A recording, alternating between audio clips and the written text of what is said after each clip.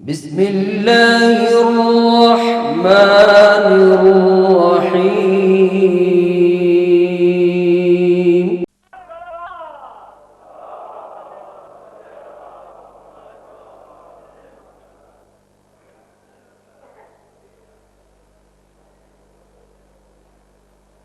ایک صلوات بھیجیں محمد وآل محمد پر۔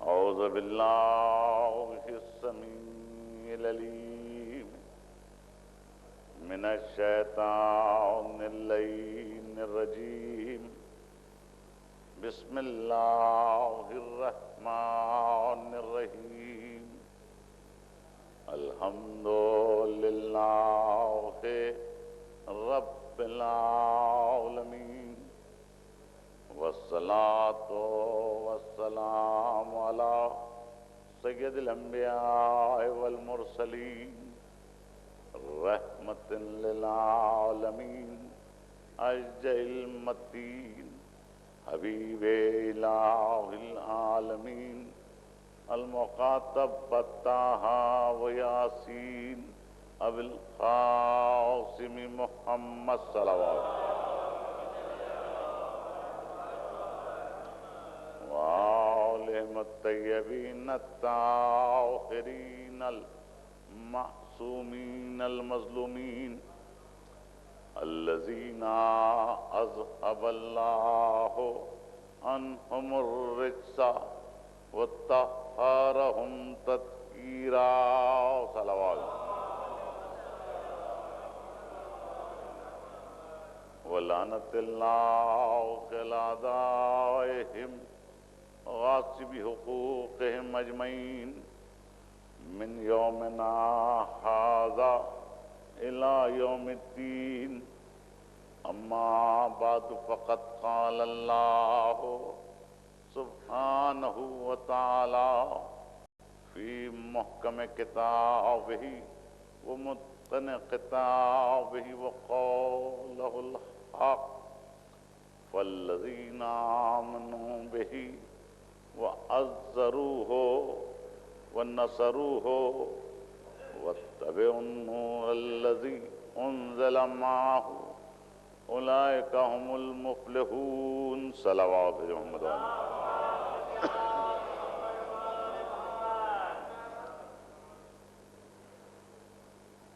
بزم ہستی میں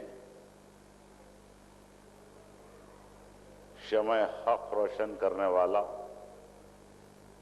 اپنے کلام بلاغت نظام میں یہ ارشاد فرما رہا ہے کہ فالذین آمنوا بہ، جو ایمان لائے اچھی طرح، وہ عزروہ اور عزت بھی کی ان کی جن پر ایمان لائے، وہ نصروہ عزت کے ساتھ نصرت بھی کی، اور پھر پیروی کی اس نور کی جو ساتھ آیا ہے، اور یہی وہ لوگ ہیں جو فلاح پائیں گے، کامیاب ہوں گے، کامران ہوں گے، دنیا میں بھی کامیاب، آخرت میں بھی کامیاب۔ یہ آیے کریمہ ہے وہ جس کی تلاوت کا میں نے شرف حاصل کیا، اور مسلسل آپ کی توجہات باقی ہیں، جس کے لیے شکر گزار ہوں۔ آج تیسری تقریر گوش سماعت کے لیے حاضر ہے، اور اب مستقل تمہیدی انداز اور لفظوں کے سہارے کی ضرورت نہیں رہی، کیونکہ تمہیدیں ان کے لیے ہوتی ہیں جو نہیں جانتے، ایسے جاننے والے ہیں جو ہم جیسوں کو سکھا سکتے ہیں۔ تو عزیزو، سب سے پہلی منزل یہ کہ جو ایمان لائے فالذین آمنوا بہ، جو ایمان لائے، یہ ایمان ابتدا کا نام ہے، اور اس کی انتہا پر جب کوئی مسلمان پہنچ جائے تو وہ مومن بنتا ہے، یعنی کمال اسلام کی حد آخر کو مومنیت کہتے ہیں۔ مومن کب بنتا ہے، یہ جیسا کہ عرض کیا کہ لفظوں کے سہارے کی ضرورت نہیں، پوچھا ہے سلمان نے بوذر نے مولا کائنات سے، فرمائیے کہ کوئی مسلم مومن کب بنتا ہے؟ دیکھیے، اگر نام بھی نہ لوں، صرف جواب سنا دوں جو میرے مولا نے فرمایا تھا، نام لیے بغیر آپ سمجھ جائیں گے کہ سوائے علی کے کوئی ایسی بات نہیں کہہ سکتا۔ کہ کوئی مسلم مومن کب بنتا ہے؟ تو جواب دیا کہ اس وقت جب پہلے وہ ممتحن بنے۔ دیکھیے، ممتحن نہیں کہا، ممتحن۔ ممتحن وہ جو امتحان لیتا ہے، اور ممتحن وہ کہ جس کے قلب کو اللہ نے امتحان ایمانی کے لیے منتخب کر لیا، اس کو ممتحن کہتے ہیں۔ کہا کہ جو شخص، جو مسلم پہلے ممتحن بنے، اس کے بعد کہا کہ کوئی مومن بن سکتا نہیں اس وقت تک جب تک کہ میری معرفت کو نورانیت کے ساتھ حاصل نہ کرے۔ یعنی صرف کارنامے ہیں، یہ کیا ہے، خدمات ہیں، یہ نہیں ہے، یہ تو دنیا کے لوگوں کے لیے ہے۔ کہ میری معرفت کو نورانیت کے ساتھ حاصل کرے تو وہ شخص مومن کہلاتا ہے۔ تو نورانیت کے ساتھ معرفت جس کو مل گئی، مومنیت کے پہلے زینے پر پہنچا۔ اب بلندی ہوتی گئی تو اس کے 10 زینے ہیں، 10ویں سے 11واں زینہ نہیں ہے، وہیں سے سرحد عصمت ہے، اور 10ویں تک پہنچنے والا اکیلا سلمان ہے، کوئی اور نہیں ہے، وہیں سے سرحد عصمت ہے۔ اس لیے سوائے سلمان کے کسی کے لیے یہ نہیں فرمایا کہ من اہل البیت، کیونکہ سرحد تک پہنچے۔ کس نے پہنچایا؟ علی کی محبت نے پہنچایا۔ تو محبت بلندی تک پہنچاتی ہے، محبت کی انتہا کا نام ایمان ہے۔ اس لیے کہا کہ حب علی ایمان، علی کی محبت ایمان ہے۔ ارے سب سنے ہوئے ہیں، دہرانے کی کیا بات ہے، لیکن اتنا کہہ کہ رکے نہیں کہ حب علی ایمان وہ بغضہ کفر نفاق، اور بغض علی کا، دشمنی علی کی کفر ہے، نفاق ہے۔ بغض کفر ہے، نفاق ہے، کھلی ہوئی بات، کھلی ہوئی روایت موجود ہے۔ تو علی کی محبت ایمان ہے، اور حسین کی محبت ایمان ہے۔ اس لیے کہ حسین رسول سے الگ نہیں، علی رسول سے الگ نہیں ہے۔ تو ان کی محبت بھی ایمان ہے، اور ان کی محبت بھی ایمان ہے۔ اور جہاں ایمان اس منزل تک پہنچتا ہے کہ جس کو ہم کہتے ہیں کہ بس تو ہی تو ہے، تیرے سوا کوئی نہیں، جب اپنے آپ کو سپرد کر دیا تو سپرد کی انتہا کی منزل پر خواہش، تمنا، ارمان، ساری چیزیں ایک نقطے پر جمع ہو جاتی ہیں، اور جمع ہو کر کہہ دیں کہ چاہیے یہ چیز مہیا ہو جائے، آ جائے، خواہ اس کے قسمت میں نہ ہو۔ آپ سمجھ رہے ہوں گے گفتگو کیا ہو رہی ہے، بچے سمجھ جائیں ایسی بات کہوں گا۔ محفل آراستہ ہے، ایک شخص آیا، محبت کرنے والا، چاہنے والا، اور حضور اکرم سرکار دو عالم کی خدمت میں پہنچ کر یہ کہنے لگا کہ یا رسول اللہ، عرصہ ہوا شادی ہو چکی، اولاد سے محروم ہوں، مجھے اولاد عطا ہو۔ اور سے دیکھ کے فرمایا، دیکھیے سننے سے پہلے یہ بات ذہنوں میں رہے کہ ہم تک پہنچانے کے لیے منزل حسین کیا ہے، اس لیے یہ چیزیں سامنے لائی گئیں.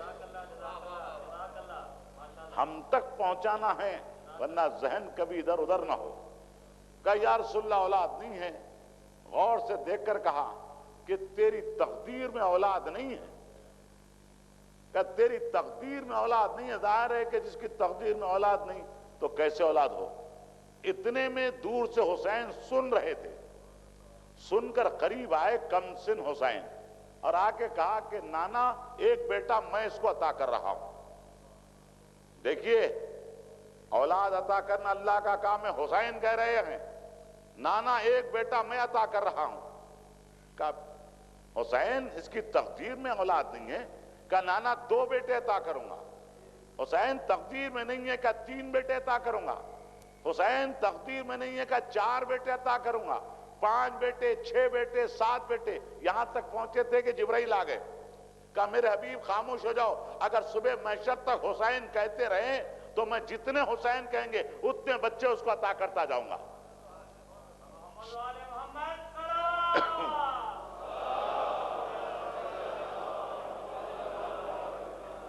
جتنے بھی بچے حسین کہیں گے میں عطا کروں گا. کیا کہا تھا حضور نے کہ تقدیر میں نہیں ہے.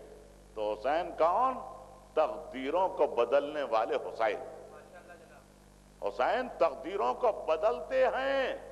یہ نہ سمجھو کہ ہم نے گھرانے سے نسبت پیدا کی ہے تو یہ نہیں دیکھا ہے کہ کون ہے. وہ اور ہوں گے جو در نظر آئے اس در پر سر جھکا دیا. یہ وہ سر ہے جو سوائے اس در کے کہیں جھکتا نہیں ہے. یا جھکے گا در حیدر پر یا ہم تحلیل ہوں گے در حسین پر. کہیں اور یہ سر نہیں جھکتا. اس لیے کہ مانگتے وہاں سے ہیں جہاں کوئی دے سکتا ہو. فقیر کے گھر سے کون مانگے؟ کون کس سے مانگے؟ ارے جو دے سکتے ہیں وہاں سے مانگے. تو محبت اس منزل تک پہنچاتی ہے جس کو ایمان کہتے ہیں. اب رخ بدلا. آیت نے کیا کہا تھا؟ فَالَّذِينَ آمَنُوا بِهِ، جو ایمان لائے.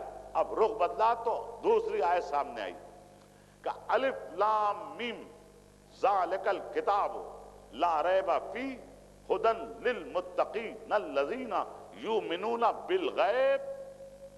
یہ کتاب جس میں کوئی شک نہیں.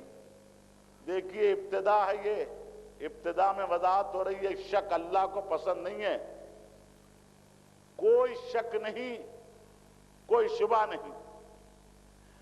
یہ ہدایت ہے متقین کے لیے. متقین کون؟ کہ یؤمنون بالغیب، جو غیب پر ایمان رکھتے ہیں. جو غیب پر ایمان رکھتے ہیں. تو غیب پر ایمان کیا مطلب؟ دیکھیے ایک سیدھی اور سامنے کی بات یہ کہ جو نظر نہ آئے وہ غیب ہے، جو نظر آ جائے وہ ظاہر ہے. جو دیکھ لے وہ ظاہر، جو نظر نہ آئے وہ غائب ہے. یؤمنون بالغیب، اللہ نظر نہیں آتا تو کیا اللہ پر ایمان نہ لاؤ گے؟ لانا پڑے گا. تو اگر یہ بات سمجھ میں آ جائے کہ اللہ ہے، اور تصور میں رکھیے کہ فرض کیجئے بالفرض محال لمحے کے لیے نظر آ گیا، ایمان لائے، کوئی کمال نہیں کیا. دیکھ کر ایمان لانا اور ہے، دیکھے بغیر ایمان لانا اور ہے. دیکھ کر ایمان لانا. آپ کو معلوم ہے مشہور و معروف واقعہ سب نے سنا ہوگا. ہارون رشید کا دور ہے. اس کی ایک بیوی جس کا نام زبیدہ تھا بازار سے گزر رہی ہے. دیکھا ایک مقام پر بہلول بیٹھے ہوئے ہیں. دیکھیے بہلول یہ نام آپ نے سنا ہے. اس وقت بھی کہتے تھے بہلول دیوانہ، اور آج بھی کہتے ہیں بہت سے لوگ بہلول دیوانہ. کبھی نہ کہیے دیوانہ. کل بھی بہلول دانا تھا، آج بھی دانا ہے. ہاں دیوانہ تھا بہلول، مگر علی کا دیوانہ تھا. علی کا دیوانہ تھا. یہ زبیدہ کی سواری پہنچی، پوچھا بہلول کیا کر رہے ہو؟ مٹی سے گھر بنا رہے تھے. کہ جنت کے گھر بنا رہا ہوں. معلوم نہیں کیا خیال آیا کہ گھر بیچو گے؟ کہاں. ایک گھر لے لیا، قیمت، گلے سے قیمتی ہار اتار کر دے دیا. گھر میں آئی لے کر، شوہر نے کہا کیا لائی ہو؟ کہا جنت کا گھر لائی ہوں. ارے گلے کا ہار کہاں گیا؟ کہا قیمت میں دے دیا. بیچنے والا کون ہے؟ کہا بہلول. ارے تو بھی اسی طرح دیوانی ہو گئی کہ اتنا قیمتی ہار دے دیا؟ کہا تمہیں نہیں معلوم ہے. خاموش ہو گئی. رات ہوئی، خواب دیکھا اس ہارون رشید نے. خواب دیکھا کہ دروازے کھلے ہوئے ہیں اور یہ نظر آ رہا ہے کہ جنت سامنے ہے، محل بنے ہوئے ہیں. ایک محل پر لکھا ہوا تھا یہ محل ہے زبیدہ کا. جیسے ہی دیکھا ارے یہ تو میری بیوی کا محل ہے. داخل ہونے کی کوشش کی تو 2 ملک کھڑے ہوئے تھے، فرشتے. کہا نہیں آپ نہیں جا سکتے. کہا یہ میری بیوی کا گھر ہے. کون ہے جو بیوی کے گھر جانے سے شوہر کو روک سکے؟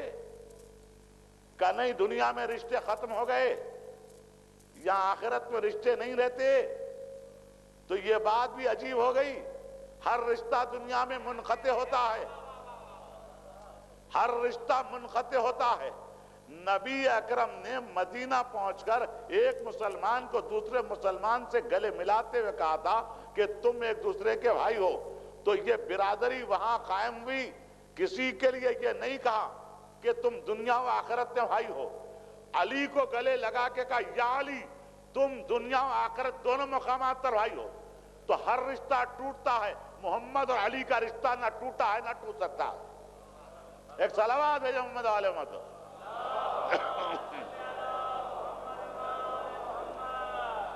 تو کہا میں داخل ہوں گا. انہوں نے روکا. روکنے کے بعد انہوں نے شاہی دماغ خواب میں بھی ہے، ویسے ہی داخل ہونے کی کوشش کی تو جبرن روکا، تماچا لگا دیا. یہ سمجھا کہ یہاں کے پہرے دار ہیں، کوئی دے دلا کر چلے جائیں گے. یہ سیکورٹی اور ہے، وہ سیکورٹی اور ہے.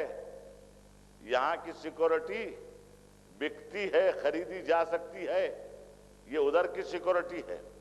اب جو کوشش کی تو تماچا لگا. جیسے ہی تماچا لگا آنکھ کھل گئی. آنکھ کھل گئی. ایک ہے یہ ملک کا تماچا اور مشہور ہے علی کا تماچا، جو ابو جہل کا منہ ٹیڑے کا ٹیڑا رہا، ہمیشہ کبھی سیدھا نہ ہو سکا. آج تک اس کا نام بھی ٹیڑا ہے، ٹیڑا رہے گا. تو اب نیند سے بیدار ہوا اور زبیدہ سے کہا کہ چلو ذرا. کہاں؟ کا بہلول کے پاس. بہلول کے پاس پہنچے اور پہنچ کر کہا بہلول کیا کر رہے ہو؟ کہا جنت کے گھر بنا رہا ہوں. کہا بیچو گے؟ کیوں نہیں. کہا لاؤ. قیمت؟ کیا قیمت ہے؟ کہا قیمت تیری سلطنت ہے. ہاں میری سلطنت، اتنے سے گھر کی قیمت؟ ارے ایک بازار میں 2 بھاؤ کیسے؟ کل تو نے میری بیوی کو گھر بیچا اور گلے کا ہار لیا اور آج سلطنت مانگ رہا ہے. تو جواب کیا دیا بہلول نے؟ پہچانو بہلول کو. کہا ارے اس نے دیکھا نہیں تھا، خرید لیا. تو رات کو دیکھ کر آیا ہے، تو رات کو دیکھ کر آیا ہے. ایک علی کے چاہنے والے کا عرفان اتنا بلند ہے کہ لوگ خوابوں میں کیا دیکھتے ہیں وہ پہچان لیتا ہے. تو اس کو کہتے ہیں ایمان بالغیب، یؤمنون بالغیب، جو غیب پر ایمان لاتے ہیں. تو عزیزان محترم بڑی اہمیت ہے اس کی. اگر غیب پر ایمان نہ ہو تو کوئی اللہ کو اللہ تسلیم نہیں کرے گا. اللہ نظر نہیں آتا، وہ غیب ہے. جنت نظر نہیں آتی، وہ غیب ہے. جہنم نظر نہیں آتا، غیب ہے. لوح و قلم نظر نہیں آتے، یہ غیب ہے. چھوڑیے ان باتوں کو، فکر کی بات. نبی ظاہر، نبوت غیب. امام ظاہر، امامت غیب. پیکر الگ ہے، امام الگ، امامت الگ. امامت ایک کیفیت کا نام ہے جو نظر نہیں آتی. اس تک پہنچنے کے لیے کہا کہ یاد رکھو بالراس ماہیت کو جاننے کی کوشش نہ کرنا. आसार को देखो, मौसर को पहचानो। अल्लाह गैब है, पहचाना नहीं जा सकता। नबूवत गैब है, नबी जाहिर है, पहचाने नहीं जा सकते। इमाम जाहिर, इमामत गैब। का आसार को देखो, मौसर को पहचानो। रात है, रोशनी है, जो रोशनी होती है। सो गए, हुजरे में देखा उजाला हो गया, क्या बात है, सवेरा हो गया, सवेरा हो गया, यानी वो निकल आया जो सारी रोशनियों को मादूम कर गया। सूरज निकल आया, का उठो सूरज निकल आया, का सूरज निकल आया, का रोशनी नजर नहीं आ रही है। रोशनी को देखो, सूरज को पहचानो। का नहीं हम रात देखेंगे। बाहर निकले, सुबह से शाम तक सूरज को देखा। अगर सूरज को देखते रहें तो इंशाअल्लाह शाम तक आंखों का सूरज भी गुरूब हो जाएगा, ये भी सूरज गुरूब हो जाएगा। तो बिलरात अगर जाओगे तो हलाक हो जाओगे, हलाक हो जाओगे। अब आपको एक मिसाल देता हूं जहां तक बात जा रही है। ये रोशनियां नजर आ रही हैं यहां पर, ये क्या चीज है जो बल्ब को रोशन कर रही है? सब कहेंगे करंट है, बर्क है, बिजली है जो रोशन कर रही है। एक तार है जिसके जरिए से करंट आया, तवज्जो, एक तार है जिसके जरिए करंट आया। तो करंट कुव्वत है कि नहीं है? करंट नजर नहीं आता मगर कुव्वत है, मगर कुव्वत है। नजर ना आए तो इनकार मुमकिन नहीं, इसलिए कि रोशनी है। रोशनी को देखो, करंट को पहचानो। अच्छा ये बताइए, ये करंट आ कहां से रहा है? किसी सब स्टेशन से, इलेक्ट्रिक सब स्टेशन, वहां कहां से आ रहा है? जहां पावर स्टेशन है वहां से आ रहा है। जहां बन रहा है उसको कहते हैं पावर स्टेशन, जहां बन रहा है उसको कहेंगे मादन, जहां बने उसको कहते हैं मादन। अब सरकार दो आलम फरमाते हैं अस्सलाम अलैका या अहले बैत नबुवा व मादन रिसाला। तो यानी जहां रिसालतें बन रही हैं वो मादन है, करंट है। ये करंट पहुंच रहा है रिसालतों तक। आपका मुकाम दोहा है, पावर स्टेशन होगा, कहां कहां करंट गया, रोशनी हो गई। तो ये घराना पावर हाउस है जो करंट पहुंचा रहा है। एक बैर गया आदम तक, नूह, इब्राहिम, मूसा, ईसा, सारे अंबिया, सारे रसूल, ये सब के सब इनकी रिसालतें बनी यहां। उस करंट को क्या कहते हैं? उस करंट का नाम है इस्मत। इस्मत है तो नबूवत है, इस्मत है तो इमामत है, इस्मत है तो रिसालत है, इस्मत है तो विलायत है। अगर इस्मत नहीं तो नबूवत नहीं, इस्मत नहीं तो रिसालत नहीं, इस्मत नहीं तो इमामत नहीं, और इस्मत नहीं तो विलायत नहीं। इस्मत है तो सब कुछ है। तो अब ये पावर हाउस कहां है? कुछ नाम तो हो। तो नाम अगर पूछें तो वाज़े ये होगा, बल्कि हक की कदरें पुकार उठेंगी कि उस नाम को क्या कहते हैं? का साहिबे इस्मत मुत्तका फातिमा ज़हरा।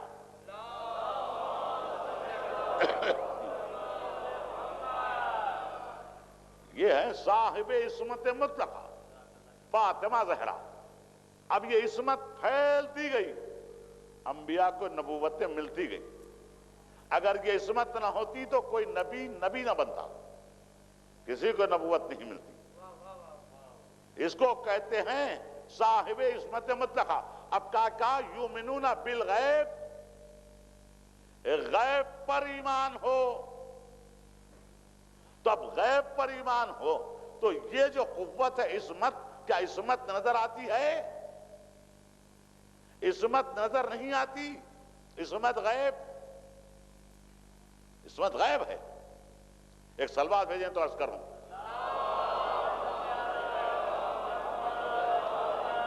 जरा इससे बुलंद सलवात हो गई।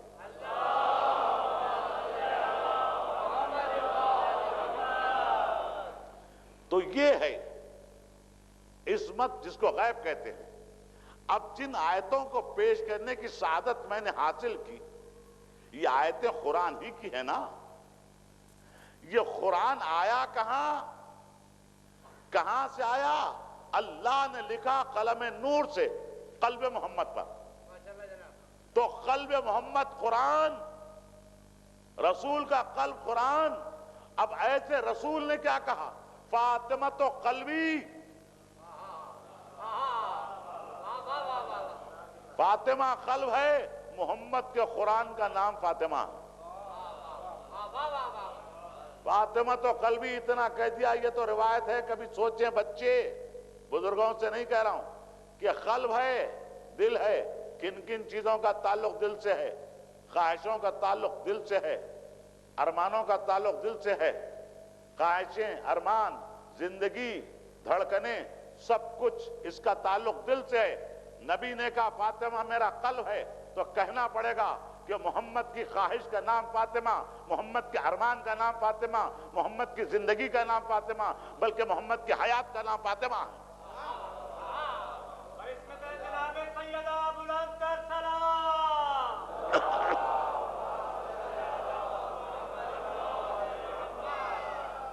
اگر دھڑکن نہ ہو تو موت ہے. تو فاطمہ نبوت کے توازن کا دوسرا نام ہے.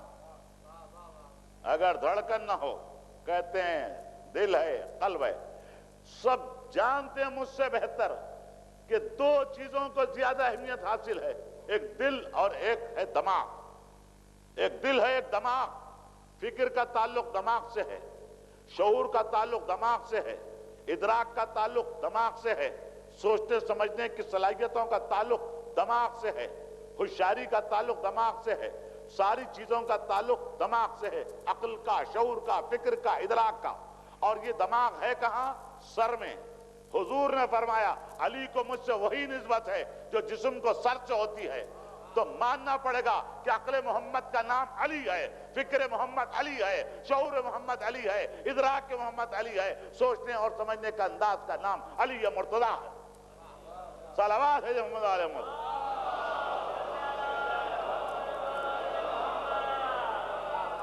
حضور کی عقل، حضور کی فکر، حضور کا شعور، اس کو علی کہتے ہیں. پہچانے زمانہ یہ نہیں ہے کہ صرف عقیدت ہے اس لیے کچھ کہہ رہے، حقیقت ہے، اس بنا پر زبان کھلنا پڑتا ہے. عقیدت اور ہے، حقیقت اور ہے. اور ہمارے پاس جو عقیدت ہے اس کی بنیاد حقیقت پر ہے، خوابوں پر نہیں ہے، خیالوں میں نہیں ہے، بس کسی نے کہہ دیا ہو گیا، نہیں، یہ بات نہیں ہے. تو عرض یہ کر رہا تھا کہ ایک ہے دل اور ایک ہے دماغ، اور دونوں سامنے، دل کا تعلق، دماغ کا تعلق.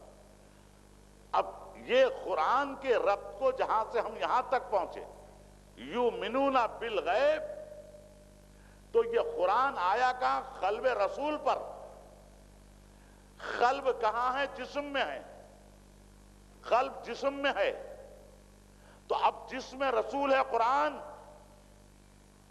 لا الہ الا اللہ قرآن کی آیت ہے، محمد رسول اللہ قرآن کی آیت ہے، انما یرید اللہ قرآن کی آیت ہے، انما ولیکم اللہ قرآن کی آیت ہے. اس طرح سے 6666 آیتیں جسم رسول پر. عرض کر چکا اللہ نے لکھا قلم نور سے قلب محمد پر. سارا جسم قرآن ہے، سارا جسم قرآن ہے. اب قرآن کی تعریف یہ پہاڑ کی تعریف، یہ پہاڑ تو پہاڑ کے ٹکڑے ہو جائیں. ایک نہیں 100 قرآن رکھ کے بتائیے. پہاڑ نہیں، پتھر حرکت نہیں کرے گا. تو معلوم یہ ہوتا ہے کہ یہ وہ قرآن نہیں ہے، یہ الگ ہے. الگ کے مطلب کو بالکل الگ نہ سمجھیں. قرآن جو قلب پر نازل ہوا، زبان رسالت سے جاری ہوا، ہم نے سنا، سن کر لکھا، لکھتے چلے آئے. تو یہ نقل ہے اس قرآن کی جو قلب رسول پر نازل ہوا. وہ اصل ہے، یہ نقل ہے. لکھا ہم نے، چھاپا ہم نے. ایک کاغذ تھا جس کی اہمیت نہیں تھی، لیکن آیت لکھ دی، محترم ہو گیا. لکھا ہم نے، چھاپا ہم نے، قلم ہمارا، प्रेस हमारा, सब कुछ हमारा।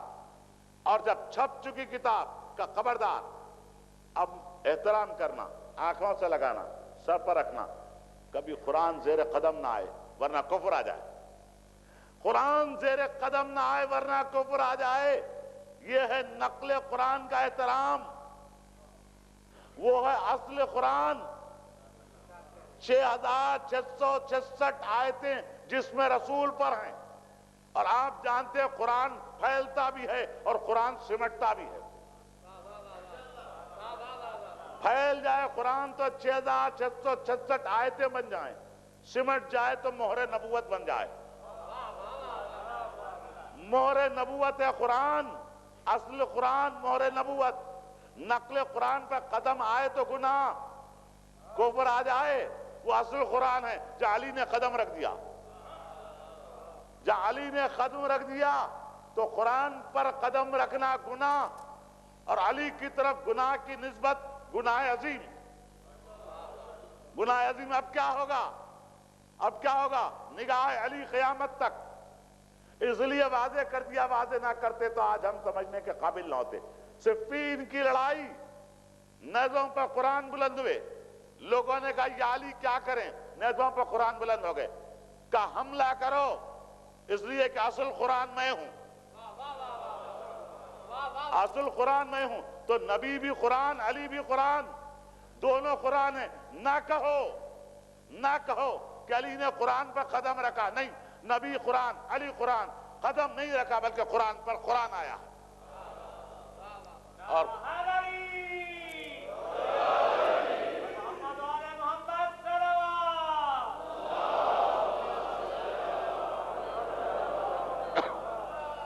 कुरान पर कुरान आया है, ये भी कुरान वो भी कुरान, दोनों कुरान। और ये भी बात साथ चलते चलते देखिए, कुरान की साइज में फर्क होता है, अजमत में नहीं। बड़ा कुरान, छोटा कुरान। नबी कुरान है, कोई और वहां आ नहीं सकता। अली कुरान है इसलिए आए। और अर्ज किया कि एक होता है बड़ा कुरान, एक होता है छोटा कुरान। अजमत व मरातिब व मंजिलत में कोई फर्क नहीं होता। इसलिए हसन आए कभी दोष पर, कभी आए हुसैन, क्योंकि छोटा कुरान से ही अजमत वही है, मंजिलत वही है। ये दोनों आ गए। इसी बिना पर याद रखिए कि इनके अलावा, अब गुफ्तगू को मोड़ रहा हूं, इनके अलावा है कोई झूठी रिवायत पेश करने वाला कि किसी और ने भी कदम रखा हो, कोई दोष पर आया, अरे कोई पुष्ट पर आया, कभी अर्ज किया नकल भी ना कर सके, इसलिए कि नकल करने के लिए भी अक्ल की जरूरत है। नबी के सजदे में हुसैन, किसी ने नकल की जुर्रत नहीं की, इसलिए कि कोई सजदा मोहम्मद के सजदे जैसा नहीं और किसी का नवासा हुसैन जैसा नहीं होता, तो नकल भी ना कर सके। तो इसीलिए नबी ने कहा दो चीजें छोड़ रहा हूं, एक कुरान और एक अहले बैत। दोनों से अगर मुतमस्सिक रहोगे कभी गुमराह ना होगे। तो कुरान को छोड़ा अहले बैत के साथ, अहले बैत को छोड़ा कुरान के साथ।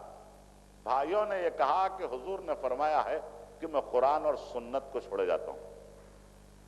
ठीक है, बुरी बात नहीं है, हम भी तस्लीम करते हैं कि कुरान के साथ अहले बैत को छोड़ा यह भी सही, और कुरान के साथ सुन्नत को छोड़ा यह भी सही, दोनों सही हैं।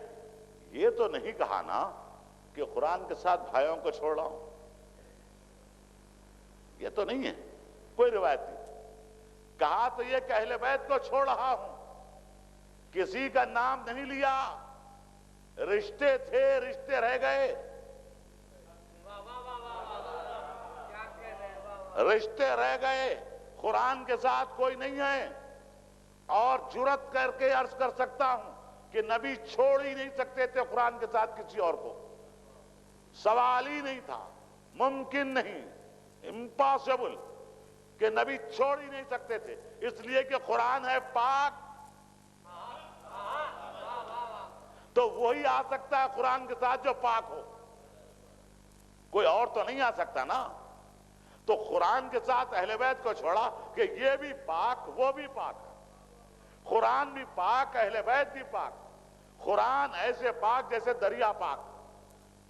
دریا کی مثال کیوں دیتے ہیں؟ اس لیے کہ دریا کی طہارت کا یہ حال ہے کہ وہ خود بھی پاک ہوتا ہے، اوروں کو بھی پاک کر دیتا ہے، اوروں کو بھی پاک کر دیتا ہے، مگر شرط اتصال ہے، شرط ربط ہے، شرط تعلق ہے، یعنی اسی کو دریا پاک کر سکتا ہے جو دریا میں آئے غوطہ لگائے، اس سے ہٹ کے پاک نہیں کر سکتا۔ تو یہ ہے زور طہارت دریا، جس کو ہم مثال دیتے ہیں جیسے دریا پاک ویسے قرآن پاک ہے۔ تو اس سے زیادہ زور طہارت اہل بیت میں ہے کہ یہاں شرط نہیں ہے کہ کوئی قریب آ جائے، شرط نہیں ہے اتصال کی، شرط نہیں ہے رب کی۔ ارے دوحہ کا رہنے والا یہاں بیٹھ کر نجف کے ساقی کا کلمہ پڑھ لے تو خود طہارت دوڑ کر چلی آئے گی۔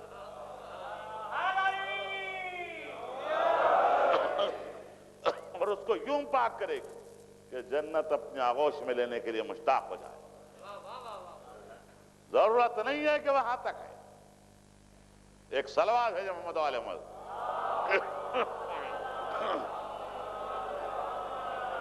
ایک طرف زور طہارت قرآن ہے اور ایک طرف زور طہارت اہل بیت ہے، دونوں کی طہارت ہے، مگر اہل بیت کی طہارت کی منزل کچھ اور ہے۔ دل میں آ جائے بات، پاک ہو جائے۔ جہاں قرآن ہو وہاں طہارت ہے، اور جس دل میں علی ہو وہ دل پاک ہے، جس دل میں حسین ہو وہ دل پاک ہے، ایسا پاک ہے کہ جس کی مثال مل نہیں سکتی، نہیں مل سکتی۔ قرآن نے تصدیق کر دی، اور کبھی عرض کر چکا ہوں، چیز ایک ہو دعوے دار دو ہوں تو پریشانی ہوتی ہے کہ کون سا صحیح کون سا غلط۔ آج تک کوئی ایسا دعوے دار نہیں پیدا ہوا جو یہ کہہ سکے کہ میں بھی قرآن کی طرح پاک ہوں۔ اگر دعویٰ کر دے تو ہم کہیں گے تصدیق لاؤ، تصدیق قرآن کرے۔ کہیں نہیں ہے قرآن کسی کے لیے تصدیق نہیں کر رہا ہے، یہاں تصدیق کر رہا ہے یہ کہہ کر کہ انما یرید اللہ لیذھب عنکم الرجس اہل البیت ویطہرکم تطہیرا۔ صلوات ہے محمد علیہ وسلم۔ اللہ نے ارادہ کر لیا ہے، اللہ کا ارادہ ہے کہ تمہیں پاک رکھے، پاک کرے نہیں، تمہیں پاک رکھے۔ ایسے پاک ہیں کہ کبھی ہوئے نہیں نجس اور ہو سکتے نہیں۔ بعض وقت جب ہم یہ کہتے ہیں کہ کبھی نجاست ان کے قریب نہیں آ سکتی تو بعض نجس دلوں میں آبیلے پڑ جاتے ہیں کہ یہ کیا بات ہے، یہ کیا بات ہے، کبھی نجس نہیں۔ ایک صاحب کہنے لگے کبھی تو کچھ دیر کے لیے صحیح نجس ہوئے ہوں گے، کیا بات، کبھی تو سمندر بھی نجس ہوا ہوگا۔ یہ سمندر کیسے نجس ہو سکتا ہے؟ سمندر نجس نہیں ہو سکتا، یہ بھی نہیں ہو سکتے۔ اللہ پاک ہے، جان دیجئے دنیا کی چیزوں، کبھی تو کہہ کے بتاؤ، کبھی تو مسلمانیت رخصت ہو جائے۔ قرآن پاک ہے، کہو کبھی تو قرآن معاذ اللہ کہہ سکتے ہیں، لفظ نکال نہیں سکتا۔ ہم نے کہا کہ جیسے کعبہ پاک اہل بیت پاک، فوراً کا اب تو گرفت میں آ گئے، کیسے؟ کعبہ پاک ہے لیکن کبھی نجس ہوا تھا جب بت بٹھائے گئے تھے۔ میں خصوصی توجہ کا طالب رہوں گا۔ جب بت بٹھائے گئے تھے اس وقت کعبہ نجس ہو گیا، کچھ دیر کے لیے اہل بیت بھی نجس ہوئے ہوں گے معاذ اللہ۔ سنو سمجھو کہ اللہ نے کیا کہا، طہر بیتی۔ ابراہیم و اسماعیل نے بنایا، ان سے کہا گھر کو پاک رکھو، کرو نہیں۔ یہاں بھی وہی وہاں بھی وہی، گھر کو پاک رکھو۔ تو ابراہیم اور اسماعیل نے مل کے کعبہ بنایا۔ جب تک یہ زندہ رہے اس وقت تک بت کعبے میں نہیں آئے، جب یہ مر گئے تو بت کعبے میں آئے، یعنی جب تک زندہ رہے نجاست نہیں آئی، مر گئے تو نجاست آئی۔ تو اللہ نے کہا بندوں کے ذمے میں نے طہارت رکھی تو کچھ دیر کے لیے نجاست آ گئی، کیونکہ بندے جب مر جاتے ہیں تو نجاست آ سکتی ہے، اس لیے اہل بیت کی طہارت کی ذمہ داری میں لے رہا ہوں۔ اللہ کہہ رہا ہے میں لے رہا ہوں، ارے میں تو مروں گا نہیں، میں مروں گا نہیں، اہل بیت نجس ہوں گے نہیں۔ اللہ نے کہا میں نے ارادہ کیا۔ اب اس کے بعد آپ تو سوچئے کہ اس کا ارادہ ہے، اس کا ارادہ ہے، اللہ کا ارادہ۔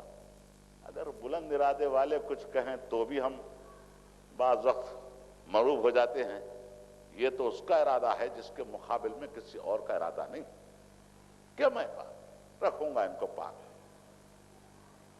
کیا کہا پہلے کہ اہل بیت تم سے نجاست کو دور رکھے۔ دیکھیے طہارت کا ذکر بعد میں، نجاست کی دوری کا تذکرہ پہلے ہے۔ جیسے کلمہ ہے لا الہ، نہیں ہے کوئی خدا الا اللہ، ہے ایک اللہ، تو نفی ہے اس لیے کہ اس بات کا استحکام ہو۔ اس بات کے استحکام کے لیے پہلے نفی ہے، تو اہل بیت کی طہارت کے استحکام کے لیے نجاست کی دوری کا تذکرہ لازم تھا، اور تذکرہ کر دیا کہ تم سے نجاست کو دور رکھے، نجاست کو دور رکھے۔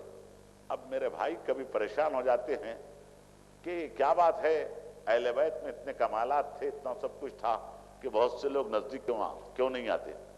کیوں نزدیک نہیں آتے؟ شکر کیجئے آپ تو ہیں نا نزدیک۔ کیا کہا کہ نجاست دور ہے۔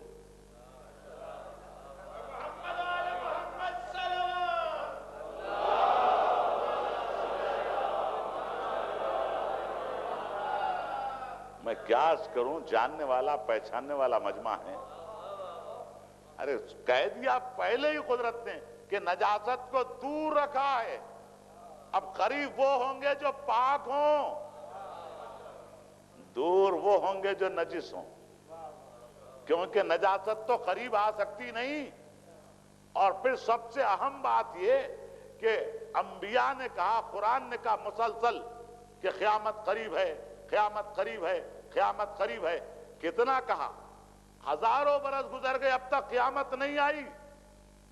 اللہ نے کہا قریب ہے، قیامت تو ہزاروں برس گزر گئے نہیں آئی، تو اس کا قریب اتنا دور ہوتا ہے۔ اب اللہ نے کہا کہ نجاست کو دور رکھے۔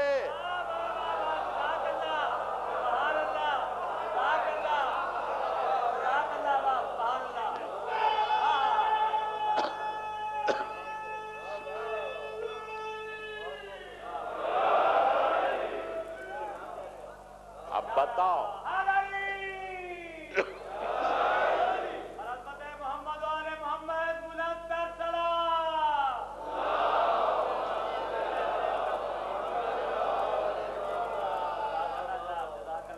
تو آپ دیکھیں جس کا قریب اتنا دور، اور جب اس نے کہہ دیا کہ نجاست کو دور رکھے تو دور کتنا دور ہوگا۔ یہ ہے اہل بیت جس کے لیے کہا قرآن ساتھ ہے، قرآن اور اہل بیت کو چھوڑ رہا ہوں، کسی اور کو نہیں کہا، اس لیے کہ پاک ہیں، یہ بھی پاک وہ بھی پاک ہیں۔ کہا قرآن کو چھوڑ رہا ہوں، اہل بیت کو چھوڑ رہا ہوں۔ قرآن عظیم، اہل بیت عظیم، قرآن کریم، اہل بیت کریم، قرآن علیم، اہل بیت علیم، قرآن دریا علم کا، اہل بیت سمندر، اہل بیت سمندر۔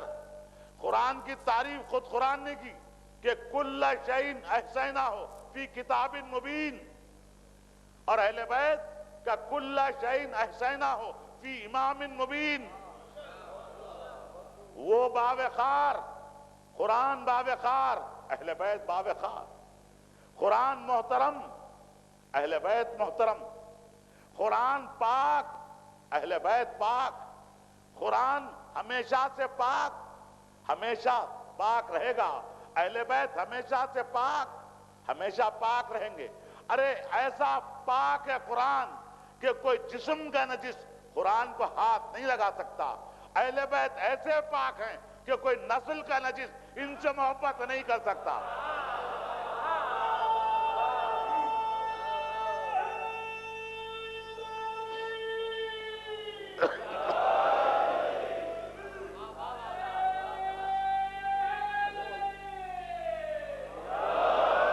صاحب کی آواز جب تک نہیں آئے گی محفل میں جوش نہیں آئے گا.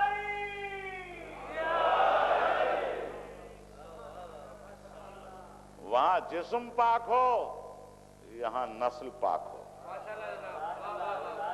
سلسلے پاک ہوں. اس لیے معیار بتا دیا. بیان کرو فضائل, چہروں کو غور سے دیکھو. اگر چہرہ شاد ہے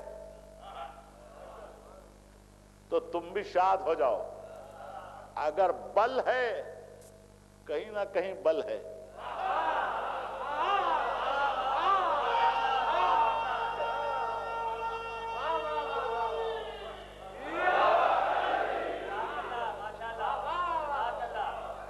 کہیں نہ کہیں بل ہے. اور یہ سارے کسبل نکل جاتے ہیں جب وہاں پہنچیں گے. اس لیے کہ ایک ہی گھرانے کی شاہی ہے. یہاں کہتے جائیے کہ باپ کے بعد بیٹا کیسے, یہ رشتہ دار کیسے, خاندان کیسے. وہاں جائیے جانکنی کے مرحلے پہ کون ہے, میرا مولا ہے. خبر کے اندھیروں میں روشنی کون ہے, میرا مولا ہے. صراط پر کون ہے, میرا مولا ہے. میزان پر کون, میرا مولا ہے. کوثر پر کون, میرا مولا ہے. قائم عرش کو ہلانے والی کون, میری شہزادی فاطمہ ہے. روز محشر کون ہے, شفیع محشر رسول اعظم ہے. اور پھر یہ کہ جنت کے سردار کون ہے, حسن اور حسین ہیں. لفظوں کو بدل کے یہ کہوں, ابو طالب سے لڑائی اچھی نہیں.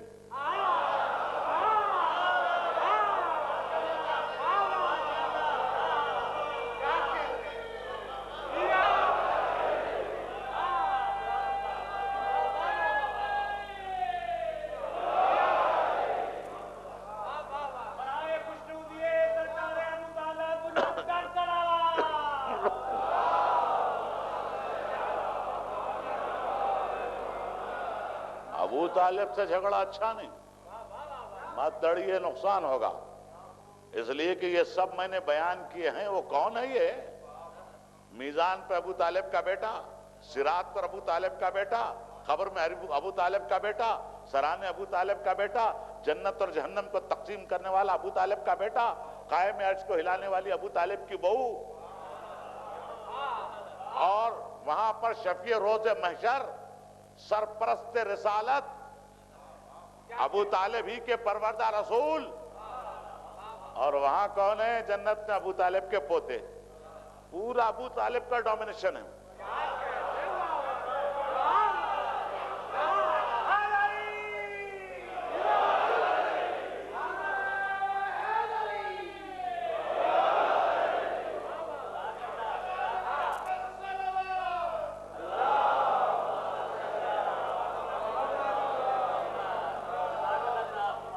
پورا انہی کا ڈومینیشن اور کسی کا نہیں ہے. اور پھر ڈر نہیں ہوتا, ڈر نہیں ہوتا. ارے علی کے باپ ہے نا, بیٹا بہت طاقتور ہے, ذرا اب تو ڈرو. اور پھر ایسی تلوار ہے جس کو ذوالفقار کہتے ہیں, مقابل سے بچ بھی جائے تو نسلیں فخر کرتی ہیں.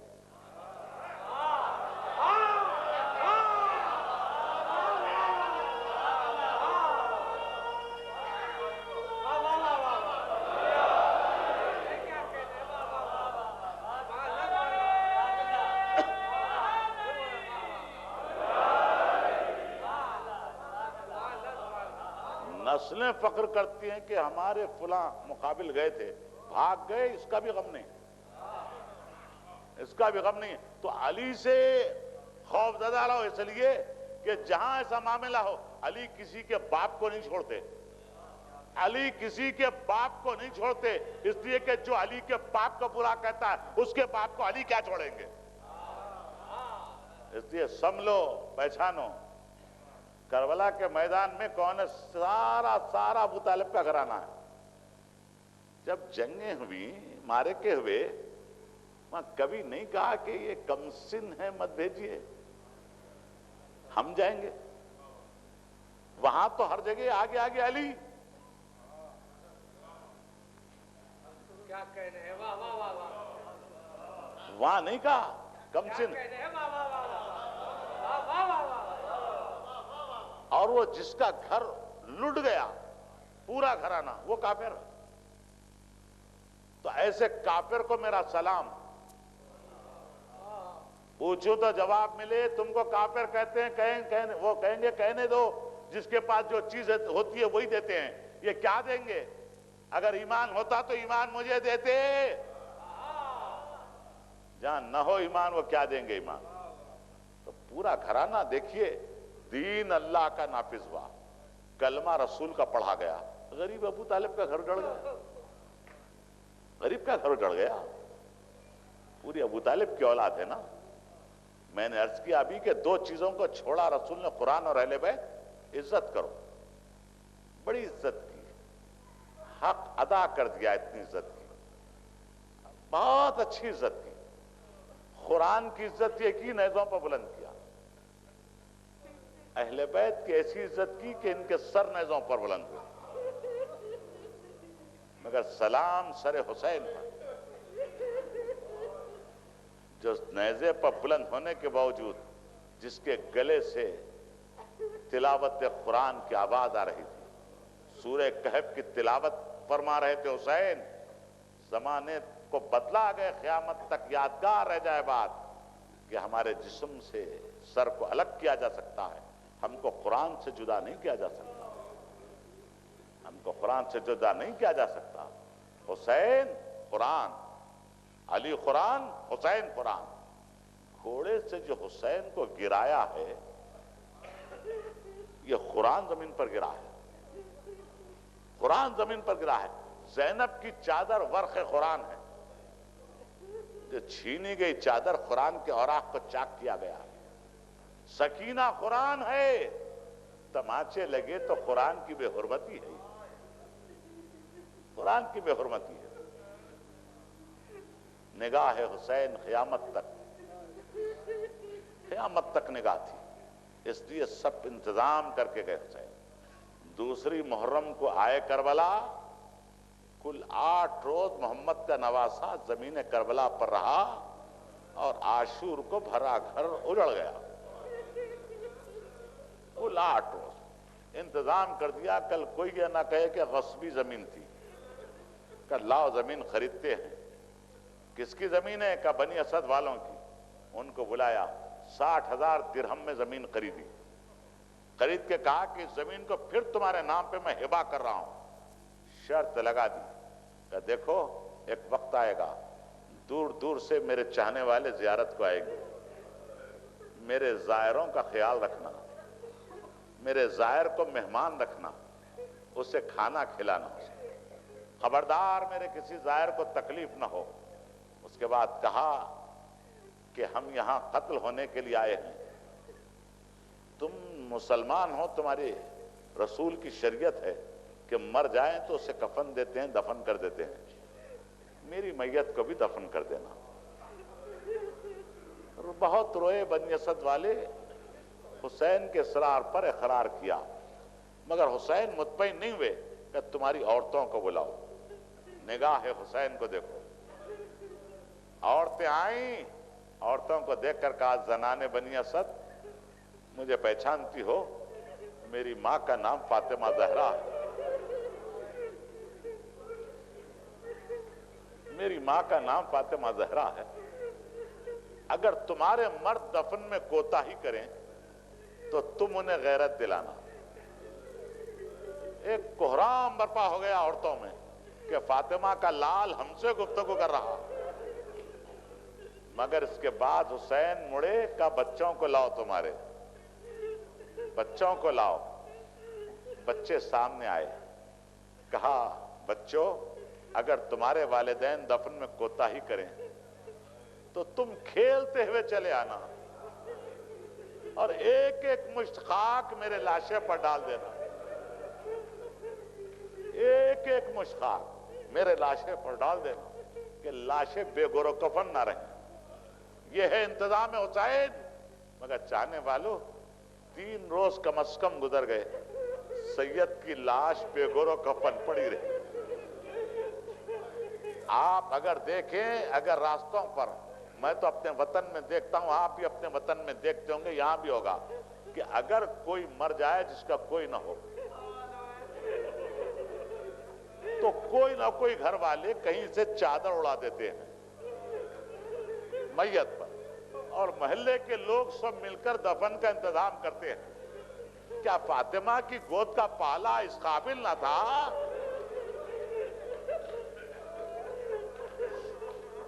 سب کی میتیں دفن کر کے چلے گئے، حسین کی میت بے گور و کفن پڑی ہوئی ہے۔ سب سے پہلے 3 روز گزر گئے، مردوں کو خیال نہیں آیا، عورتوں کو پہلے خیال آیا۔ مردوں سے کہا بھول گئے حسین کی وصیت کو، بھول گئے؟ کہا حاکم کا خوف ہے۔ کہا اچھا حاکم کا خوف ہے تو لو ہماری چادریں تم اوڑھ لو، تمہارے ہتھیار ہمارے حوالے کرو، ہم جائیں گے حسین کی میت کو دفن کریں گے۔ ورنہ اگر روز محشر حسین کی ماں ہم سے پوچھ لے کہ میرا بچہ بے گور و کفن تھا تو ہم کیا جواب دیں گے؟ مردوں کو بھی غیرت آئی۔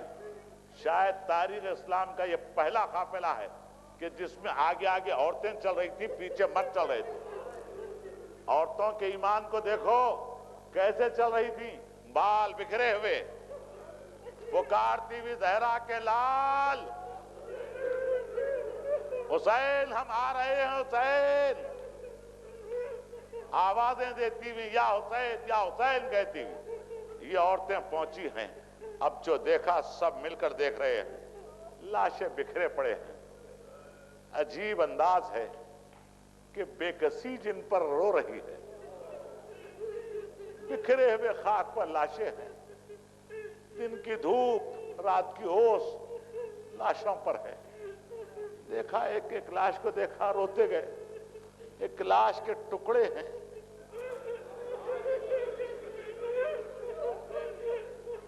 کس کی لاش ہے؟ کہا یہ فرزند حسن قاسم کی لاش ہے۔ ایک اور نوجوان کی لاش نظر آئی، سینے میں سوراخ ہے، یہ کس کی لاش ہے؟ کہ حسین کا جوان بیٹا تھا علی اکبر، جس کے سینے پر نیزہ لگایا گیا۔ فرات کے کنارے دیکھا ایک لاش نظر آئی جس کے بازو نہیں تھے۔ کون ہے؟ غازی ہے، غازی کی لاش پڑی ہوئی ہے، شیر سو رہا ہے، شیر سو رہا ہے۔ مائیں تڑپ گئیں اس وقت جب دیکھا ایک چھوٹی سی قبر کھدی ہوئی ہے، چھوٹی سی قبر کھدی ہوئی ہے، اور ایک چھوٹی سی لاش ہے جس کے جسم پر سر نہیں ہے۔ ارے یہ کس کا بچہ ہے؟ کہ رباب کی گودی کا پالا ہے۔ ایک ایک لاش کو دیکھتے رہے، کسی جسم پر سر نہیں ہے، پہچانے تو کیسے؟ حسین کی لاش کہاں ہے؟ نظر نہیں آتی۔ کچھ اہل خریہ کو بلایا، ان سے پوچھا بتاؤ حسین کی لاش کہاں؟ کہ انہوں نے کہا یہ تو ہم بھی نہیں بتا سکتے، مگر ایک لاش ہے، وہ دور جو نشیب نظر آ رہا ہے وہاں ایک بے وارث لاش پڑی ہوئی ہے، ایک بے وارث لاش پڑی ہوئی ہے۔ جب آدھی رات گزر جاتی ہے، پچھلا پہر آتا ہے، تو ہمارے بچے مارے خوف کے ماؤں کے کلیجوں سے لپٹ جاتے ہیں، کیونکہ اوپر سے اس نشیب کی طرف ایک سیاہ عماری اترتی ہے، اور عماری کا پردہ اٹھا کے ایک بی بی جس کے بال کھلے ہوتے ہیں، یہ پکارتی اترتی، حسین تیری لاش میں کوئی رونے والا نہیں، मैं तेरे रोने को आई हूं हुसैन, मैं तेरी मां फातिमा हुसैन। कहा भाइयों चलो, हुसैन की लाश है। आज जाने वालों सबकी आवाजें आई, आंखों से आंसू निकले। खुदा सलामत रखे आपको, रुमाल जहरा के हकदार बन गए। सैदानी का रुमाल भीगा हुआ जाएगा। 11वीं को गरीबों का काफिला गया है। खुदा किसी दुश्मन पर वो वक्त न लाए जो आले मोहम्मद पर आया था। बाप की लाश के सराहने बीमार करबला खड़े हैं। मैं नहीं बयान कर रहा हूं, शहजादी ज़ैनब बयान करती हैं। मैंने महसूस किया कि आबिद बीमार की रूह परवास किया जाती है। करीब पहुंची, शाना हिलाया, का बेटा संभलो, बेटा तुम्हारा क्या हाल है। पहला सवाल ये किया, सुनने वालों सुनो, चाहने वालों का कल्ब है, जरूर आंसू निकलेंगे। क्या कहा? पहला सवाल, पप्पी अम्मा ये मेरे बाबा की लाश है।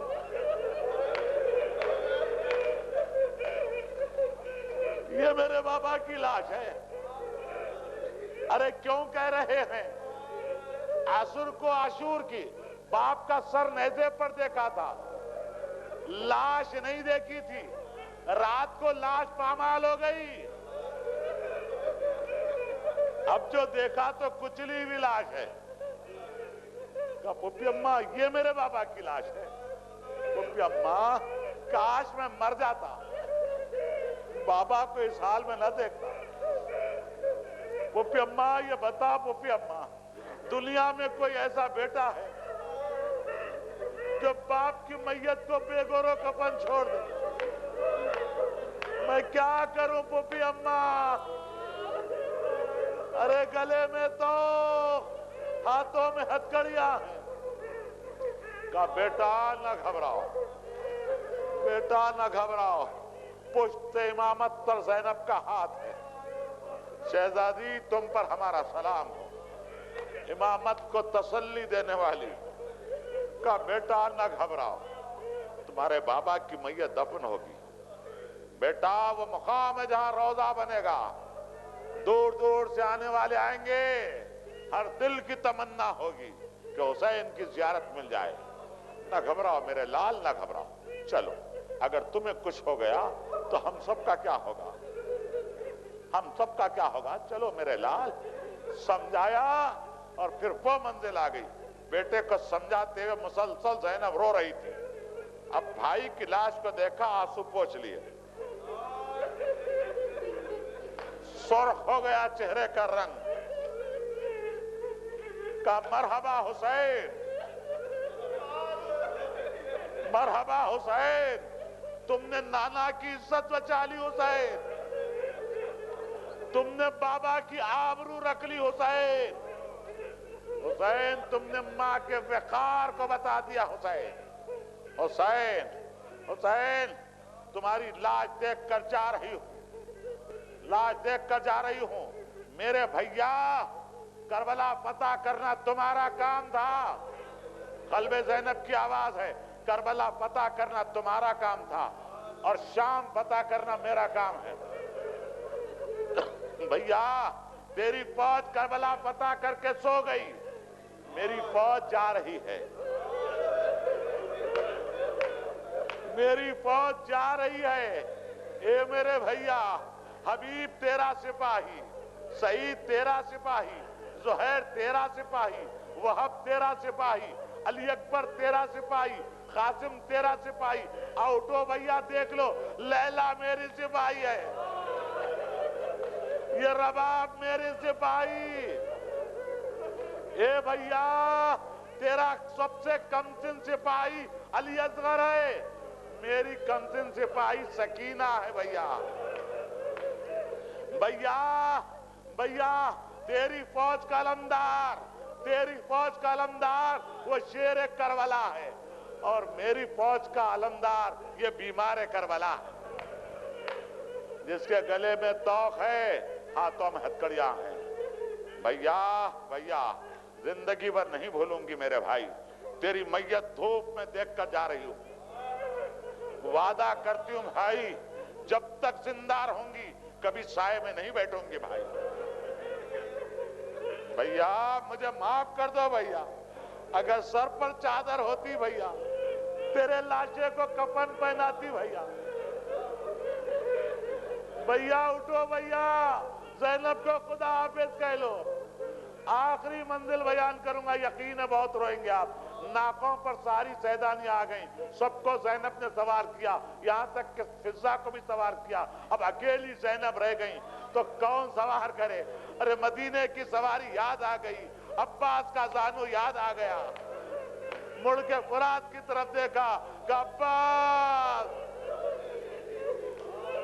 मैं जा रही हूं अब्बास, खुदा हाफिज अब्बास, अल्लाह निगहबान। ये ज़मीने करबला, मेरी अमानतों से खबरदार रहना। नाके उधर चले जिधर हुसैन की लाश थी, जहां लाश पड़ी हुई है। जब लाश के करीब नाके पहुंचे, ज़ैनब ने गौर से देखा, तड़प गई ज़ैनब, तड़प गई ज़ैनब। जिस हाल में भाई का लाशा देखा, मेरे पास अल्फाज नहीं है जो बयान कर सकूं, अल्फाज नहीं है। भाई की लाश को देखा, इतना दिल तड़पा कि बीमार करबला को तसल्ली देने वाली ये शहजादी एक मर्तबा गिरी। जनाबे ज़ैनब ऊंट से गिरी लाशे पर। सुनने वालों, मैंने ज़ैनब के गिरने का जिक्र किया, आपने सुन लिया, आपने सुन लिया, अली की बेटी गिरी। खुदारा सोचो ज़ैनब कैसे गिरी। अरे ज़ैनब ऐसे गिरी जैसे अब्बास गिरे। अब्बास गाजी कैसे गिरे? अल्लामा मजलिसी मसाइब अब्बास लिखते हुए सो गए। रात को देखा एक बीबी चादर ओढ़ कर आई है। पूछा, बीबी आप कौन हैं? तो ये नहीं कहा कि मैं हुसैन की मां फातिमा हूं, नहीं कहा मजलिसी मैं अब्बास की मां फातिमा हूं। क्या शहजादी आप आ गई? कहा मजलिसी, तुमने अब्बास के मसाइब लिखे, लेकिन जो अजीम मुसीबत गुजरी उसको तहरीर नहीं किया। क्या शहजादी हुक्म दीजिए, तहरीर करूंगा। कल लिखो मजलिसी, जो भी शहीद करबला में घोड़े से जमीन पर गिरा, गिरते ही पहले हाथों को टेका, मेरा अब्बास।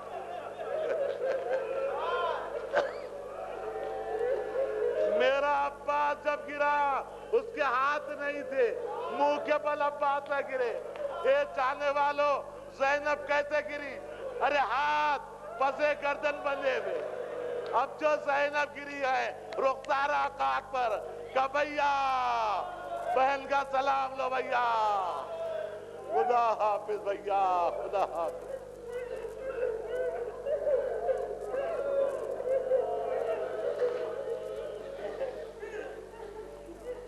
परवरदिगार तुझको वास्ता मोहम्मद व आले मोहम्मद का, हम में जो परेशान हाल है उनकी परेशानियों को दूर फरमा। मालिक तुझको वास्ता करबला वालों का, हम में इत्तेहाद अजीम अता फरमा। मालिक तुझको वास्ता हुसैन इब्न अली का, हम में जो मखरूज हैं उनके कर्जों को अदा फरमा। हमारा खातिमा ईमान पर हो, कायम आले मोहम्मद के ज़हूर में ताजील फरमा और हमको उनके नासिरों में शुमार